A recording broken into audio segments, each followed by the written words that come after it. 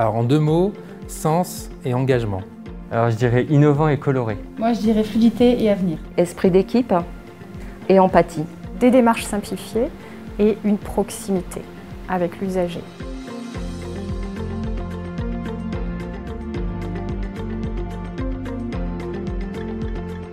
On a initié en fait une démarche de rénovation de l'accueil de Saint-Quentin-en-Yvelines avec le laboratoire d'innovation de la délégation Île-de-France.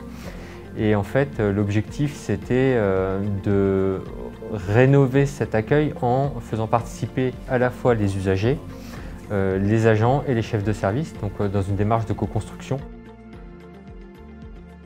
L'innovation, elle se trouve à 2 niveaux. À la fois dans la démarche qui est de co-construction avec les usagers, les agents et les chefs de service, mais aussi dans le résultat final, celui d'un accueil totalement changé, avec des flux gérés différemment, la couleur qui est également présente partout en fait, sur le site, à différents niveaux pour orienter les usagers, une signalétique nouvelle, enfin c'est radicalement différent. Effectivement, l'espace a été totalement repensé, donc il est plus épuré, avec des codes couleurs qui nous permettent, nous, en tant que personnel, de mieux organiser, d'orienter les usagers. L'avenir, c'est le numérique. La réorganisation de l'accueil de Saint-Quentin est plutôt axée sur le numérique, donc des ordinateurs qui sont en libre accès. On propose également aux usagers un accompagnement. Il y a comme une proximité qui se fait, comme on expliquerait à un ami comment faire quelque chose. Donc ça reste une administration où effectivement on a des fois peut-être quelques appréhensions au niveau des démarches. Donc l'accompagnement a permis aussi de simplifier ça et on a de bons retours au niveau des échanges avec les usagers.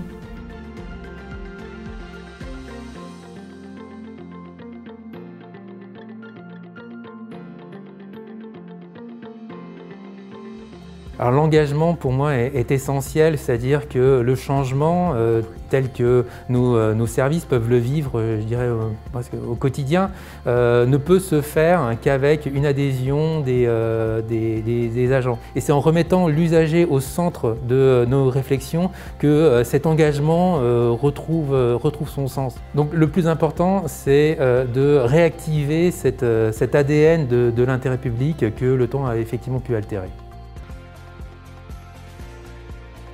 Alors, une des actions qu'on a mis en place aussi pour justement retrouver ce sens et cet engagement au sein même des services, c'est de mettre en place un réseau interne de référents expérience usagers.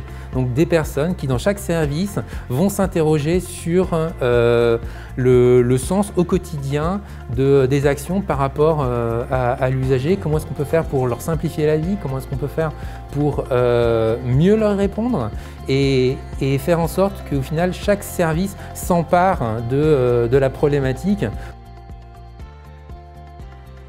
On a une action particulière sur les familles d'enfants en situation de handicap et plusieurs actions ont été mises en place à ce titre. Par exemple, donc, un comité d'usagers constitué de familles d'enfants en situation de handicap qui font remonter de manière trimestrielle toutes les problématiques qu'ils peuvent rencontrer sur le terrain. Nous avons réfléchi à donner une identité sonore à l'académie. Mais pour ce faire, on voulait quelque chose de réel, on voulait quelque chose qui engage les agents. Et donc on a fait un espèce de concours, alors on appelait ça la voix de l'académie, où les agents ont pu se déclarer et candidater pour être vraiment l'empreinte sonore, l'identité sonore de nos services. Depuis, donc ça fait maintenant 1 an et demi, c'est donc un agent des services informatiques qui est devenu la voix de l'académie.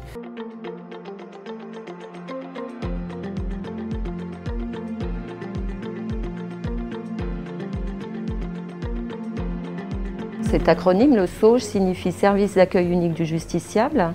C'est une volonté du ministère de la Justice de mettre en avant l'accueil du justiciable et surtout de le faciliter, de l'améliorer et de rendre notre monde judiciaire un peu plus lisible pour le justiciable.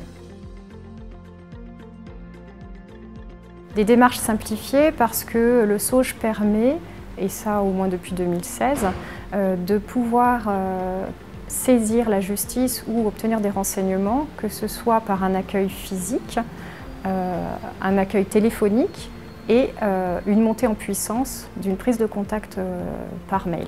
On est vraiment le premier interlocuteur d'une personne qui se rend, on est vraiment la première image de l'institution judiciaire, donc on a un rôle capital.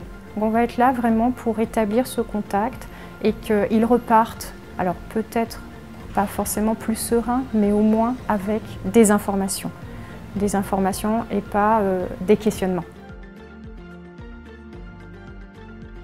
On est issus pas d'univers différents, mais de services différents. Et le recrutement, je vais dire, de ce service a été un petit peu fait par rapport à cela. Nous avons mené une réflexion commune entre tous les agents du SAUJ pour mettre en place un guide de bonne pratique de l'agent SAUJ.